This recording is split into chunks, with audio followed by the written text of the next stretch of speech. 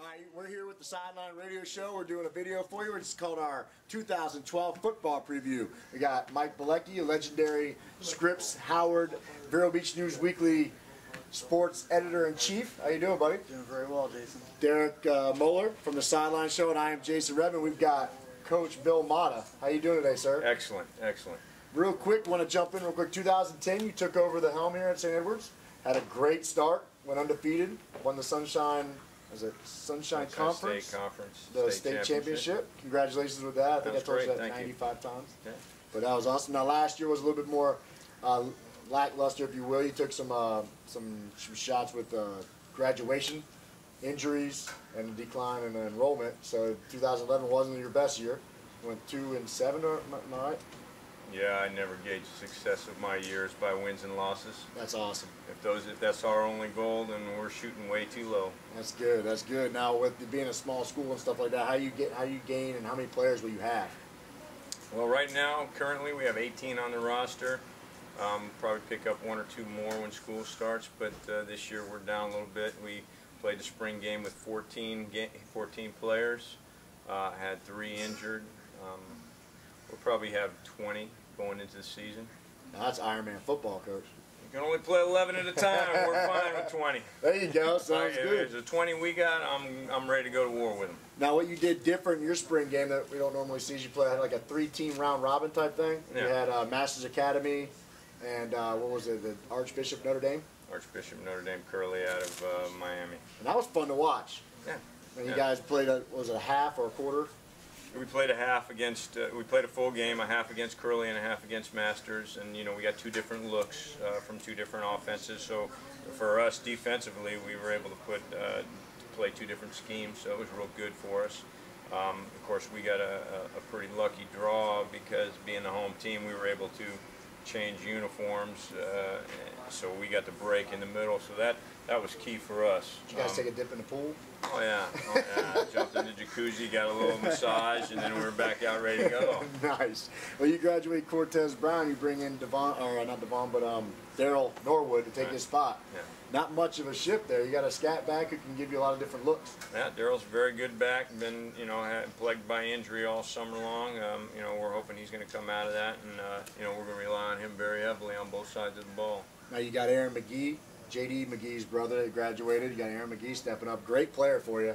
Now, I like the story that you tell about him when you had an injury at center, and he came in, no questions asked, took over that position for you, even though he's used to carrying the ball and making big tackles that you needed. Yeah, he played center, played guard for us, played fullback for us in the spring. Then he ended up playing most of the year at center and guard for us. Our boys are unselfish. We have guys. I had a guard right now that came to us as a quarterback, and he's playing guard right now. Wow. We've got to put the guys in the positions that they can play, and what puts us the best team on the field. There you go. And sometimes you got guys that in a larger squad, they might be sitting the bench as a backup, but for us, they're on the field playing. There you go. And everybody plays. And then you got Devon Kale. Who, yeah. Basically, he led your defense, I think, last year with 48+ tackles and 2 INTs. And then he also had about, I think, 12 catches for about 158 yards. Where do you see him fitting in? What is he going to do for you? Well, Devin again is going to be a leader in the defensive backfield. He led the defense. Aaron McGee was our leading tackler last year, and Kellen Falvey and Aaron McGee, I think, were tied with tackles, and Devin as a defensive back had 48. That's a lot for a defensive back in a corner. Had a couple interceptions, and he's going to be the leader in the defensive backfield. He's a very dedicated young man, and on offense, again, all our backs play all 3 back positions: fullback, the 2, and the 4 back. So you can mix them around and however you need to work them. All our boys know every position on the field. You can scare somebody that way, Coach. No, you can do that over here. Our guys are invested and they're unselfish, and they're very smart. That's what it takes. You ask a young man, say, hey, look, you've got to know guard, you've got to know tackle, you've got to know tight end, you've got to know fullback, 2-back, 4-back. Our quarterback, Carson, is coming up as a 9th grader next year. he plays quarterback and all 3 backfield positions and the 2 receiving positions, the 2 wideout positions. And, you know, that's just what we do here. Looking forward to your season coming up. Sticking to that, Carson Proctor's brother Anderson, obviously, you know, kind of a prototypical size quarterback for a high school quarterback, good arm. You know, he and Jack Tonner present a good problem for you. And in fact, you have 2 very competent quarterbacks this year. Is it going to be a situation where both of them are going to see time this year, do you think? I really don't know right now. Jack has been the leader. He was the guy that took all the snaps in the spring game. He's the guy that took all the snaps at the team camp. And, you know, that's where he's stepped up and really assumed a leadership role. Anderson, very competent quarterback, very able quarterback, but also is probably as good a receiver as we have anywhere and could play the tight end spot somewhere. Anderson is also a baseball player, and that's his passion, and that's what he's pursuing right now. And you know, he's a great baseball player, and he's going to be great on the field wherever we put him. Yeah, so sometimes when you have personnel decisions when you're playing Ironman football, does it come down to, okay, this guy might be a better at this position, but this other guy is good enough, but we need this guy in another position? Do you have that kind of juggling going on? Or sometimes maybe the best player is not at a position because the team's better if he's in another slot? Yeah, absolutely. That happens all the time? Exactly the case. You know, you get one young man that's very competent at one position, and you got a guy that is probably going to be competent at 2 positions. We can't afford to have one guy off the field when we could have 2 guys on the field and be a little bit stronger overall. Right. Even though one guy may be playing out of position and could be better at the other spot, and that was the case last year. You brought up Aaron McGee. Yeah. You know, Aaron McGee probably could have played in the backfield, but you know, we had another guy that could have ran the ball, but he could not at all play on the line like Aaron did. So Aaron had to step up and do that. Johnny Schwer is like that this year. You know, he could be in the backfield running the ball. He's very good fullback spot and very good tight end, and he's been playing guard and tackle for us. So, you know, like I said, our guys, they just love playing football, and they've invested. And, you know, we consider this a season of opportunity. The guys that have been here have invested and outworked anybody in the state. I guarantee you that. We've made sure of that, Coach Ferrari and I, that these guys are coming in shape, you know, with a great fundamental foundation. And we're excited about our opportunity to have a successful win-loss season, and more importantly than that, to have young men that really have developed strong character and leadership qualities. Right, and that brings me to my next question, which is the conditioning, because it's kind of almost legendary, your conditioning, and a lot of people know you're playing Ironman football with guys playing both sides, but what's the Ironman conditioning? What is that? You want to talk about that? That's top secret. That's top secret? But, we hear a lot of kids talking about it, so... Hold on, that worries me when you say you're going to kill me. Hold on. Turn that thing off. You know, there's no secrets. You know, I'm a certified trainer.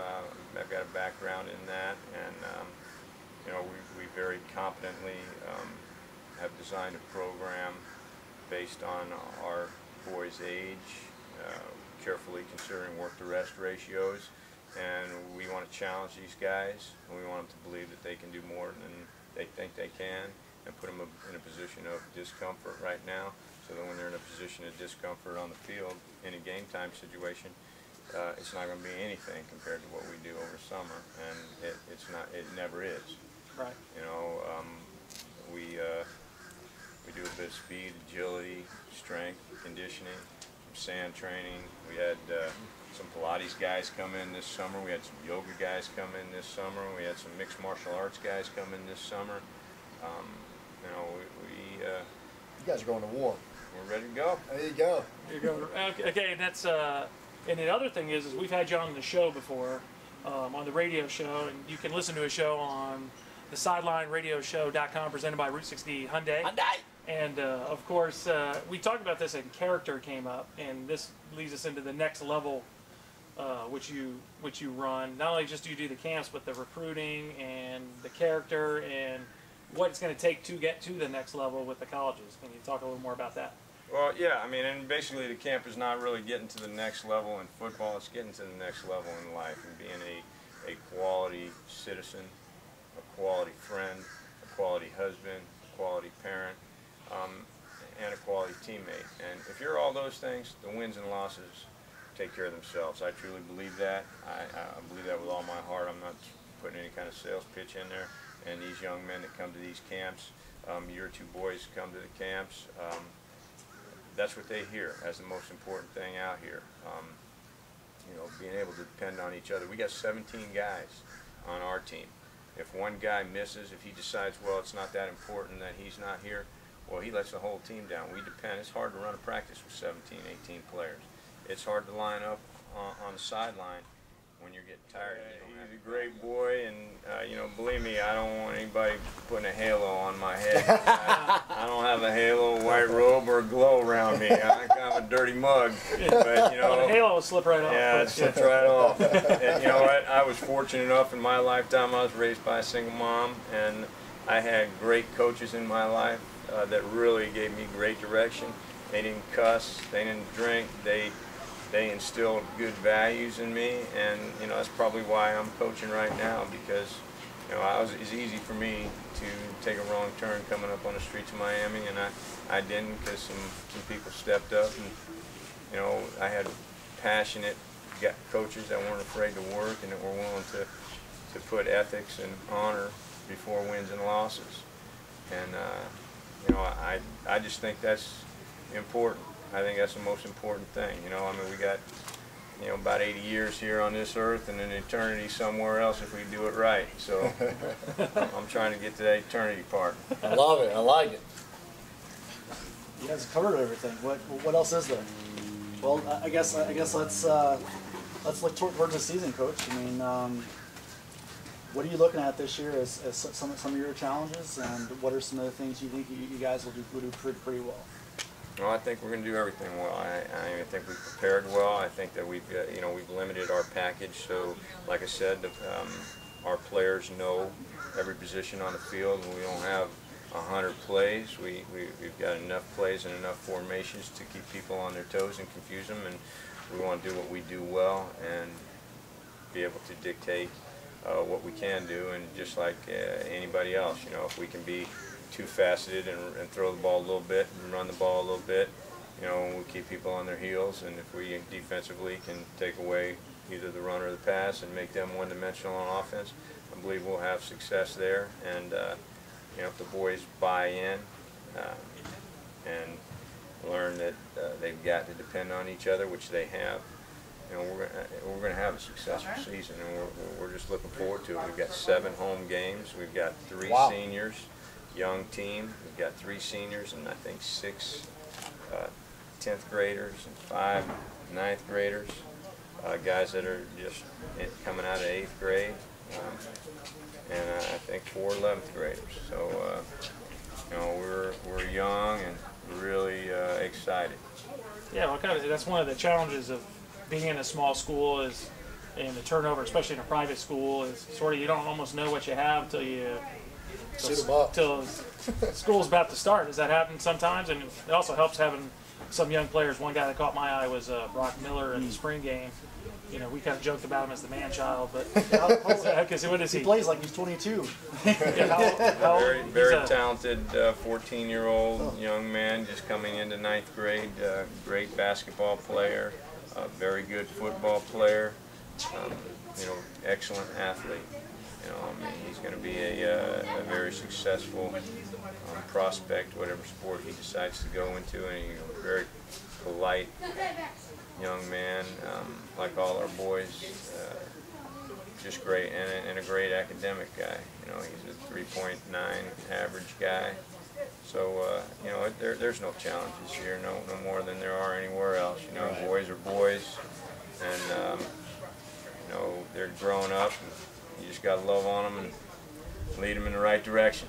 Yeah, one of the things that kind of impressed Jason and I after the spring game we were talking is how your kids are very encouraging to one another on the sidelines. So they'll come up, there's not a lot of finger pointing or anything that going on. They're actually really encouraging, kind of building each other up. and I think that kind of translated on the field. That's part of the stuff that you're teaching, correct? Well, I think I don't know that we're in directly teaching that, but yes, we are. I mean, they're the encouragers, and we're the correctors. We're the guys that are going to point the things out, and we tell the boys that, hey, you know, we've got to encourage each other, and the coaches will do the coaching. And you know, and I think they've bought into that, and everybody has a role. If they're injured, if they're not injured, everybody kicks in. And you know, like I said, I mean, everything that we do, to me, football just translates to life.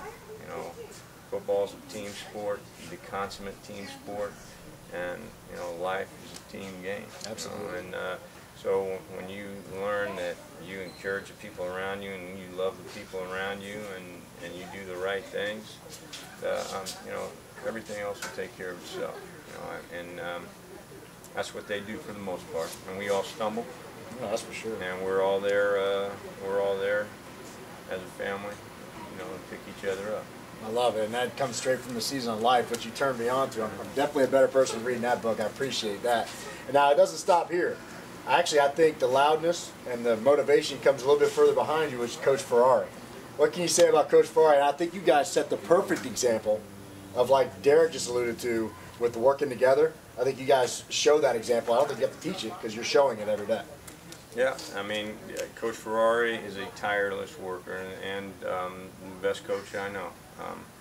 You know, I learned from Billy Livings. You know, you don't hire people that know less than you. And you know, Coach Ferrari is my mentor, and I learned from him. And you know, I've been around a lot of places. I've worked college camps. I've worked in college. I don't know a better coach than Coach Ferrari. I don't know a guy that knows more about football than Coach Ferrari, or is more passionate, or is a better friend. You know, you call him 3 o'clock in the morning, no matter what it is, he'll do it. And that's what you want, and I've been blessed, and those are the kind of things that come to you when you do the right things. You got a staff like that, and a guy like that. That's the only reason that I've been able to get to Notre Dame and get out of here on Saturday and leave everything in his hands, and gets done better than when I'm around. I can testify that, being a former player under Coach Ferrari. I'll tell you what, he was always fun. If you were down one day, he picked you up. You always wanted to get better under Coach Ferrari. And I tell you, I give a lot to him as a character of myself from him. And he doesn't forget a player. He doesn't forget anybody he ever comes in contact with. You give Coach Ferrari 2 minutes, he's going to remember you. So I think that's pretty awesome. Now, looking forward to the season. You got a pretty tough schedule, Coach. What do you think? I think we'll take them one game at a time. Not tough for Coach Mata. These guys aren't scared. That's the bottom line. That's for sure. We've learned that from a couple of you guys, and you got some young guys coming together. But I tell you, just meeting them and interviewing them, you've got a great bunch of kids. I wish you luck in the season. That's definitely Coach. Can we put him on the spot and ask him for a prediction? Uh-oh. Ooh. You see when you get that smirk like there? That means he's going to kick you. That means A prediction as to record. record. You want to know my favorite record? That's a I'm a Jimmy Buffett fan. good answer. That's a really good Well, it answer. kicks off August 30th right here against John Carroll. You'll be taking on Mike Watkins, former offensive coordinator over there at Vero Beach High School. I'm looking forward to this game, Coach. That should be a fun game. It You will know, be fun. that's a good little rivalry that we kind of tried to renew last year, and you know they got good boys over there, and I don't know Mike personally, but I've heard great things about him, and you know, I know he runs a good program over there. So you know, again, we're looking forward to that. That's awesome. Coach Mata, thank you so much for your time, Thank you. and thanks for what you do at Next Level Sports Thank you. Games. Appreciate All it. right, Coach. Thanks again. Thank you. See you guys. And you know what to do. If you bleed Pirate Blue, turn in the Sideline. News Radio 1490 WTTB, where your season pass is good every Monday through Friday, 7 a.m. to 8 a.m.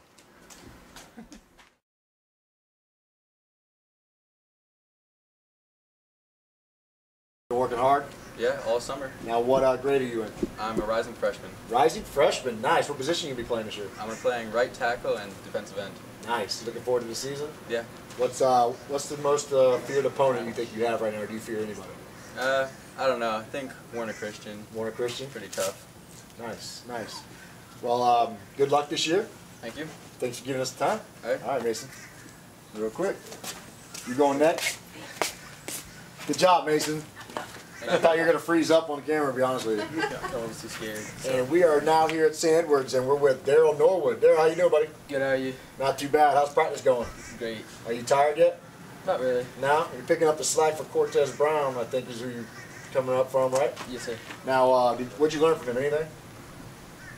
Just how to get through injuries. Get through injuries? I also heard that you learned click-clack from him. Is that like a little inside thing you got? Well, it's one of our team chants. Okay, cool. Good, good. That's a motivational chant because it comes from Under Armour. So I don't know anybody that I've ever spoke to that doesn't get the hair sent up in the back of their neck when you hear that. We must protect this house. Come on, man. Stay with me now. Daryl, what are you looking forward to the most this season? Just playing the games again. And now, are you a junior? I'm a rising sophomore. Rising sophomore. These guys are young this year. Look at you. All right, so you're going to be basically the main guy back there here. So you're going to do it all. You're going to catch, run, block. Yes, sir. Whatever Coach Bonnie needs you to do. Yes, sir. Hey, good luck this year. Ready? Thank you. Thanks. Hi, I'm Jason Remy with the Sideline Radio Show. He is. I'm Derek Muller with the Sideline Radio Show. We're at St. Edwards, and we're standing right here after our practice with Colin Falvey. Colin. How you doing, buddy? Good, sir. And you? How's practice going? Great, I'm loving it. I can't complain. I like coming out here and watching you guys sweat. Yeah, it's not. We got some cloud cover today. You got lucky today. How's Coach Bonnie treating you guys? He's good. He's nice. Every once in a while. Is that because he's standing over there? Yeah. Now you got camp coming up Monday. What are you looking forward to? Yeah. I'm ready to put some pads on. That a boy. You gonna go up to Daryl? Yeah. Click clack or clink clink? Click, click. That a boy. That a boy. Now what grade are you going in? I'm a rising junior. Rising junior? Yeah, boy. Cool. Looking forward to it. Now what's the opponent? Now you've been around here for 2 years now. What's the opponent Yeah, looking forward I'm to? looking forward to St. John's. St. We beat John's. them our freshman year, and last year we lost to them pretty bad. So let's get back at it. All right, get to work. Good luck. What do you got, Derek? Oh, what positions you play? I'm a linebacker, tight end. Yeah, linebacker and tight end, because over here you got to play both sides of the ball, right? Yes, sir. Are you familiar with Iron Man? Yeah. He's familiar with Iron Man. Okay, and then also one more question is, because everybody here has been saying rising freshman, rising junior. For the layperson like me, what does that mean? Well, it means that I was a sophomore. That's the grade. I just graduated, and I'm going into my junior year. So you're a rising junior means you're going to be a junior in the fall. Yes, sir. So until we start school, you're a rising junior. Yeah. Once you're in school, you're just a junior. Yeah, that's Okay. how it goes. All right. All right, thank you. Thank you. Good luck. Appreciate it. All right. Thank you. Let's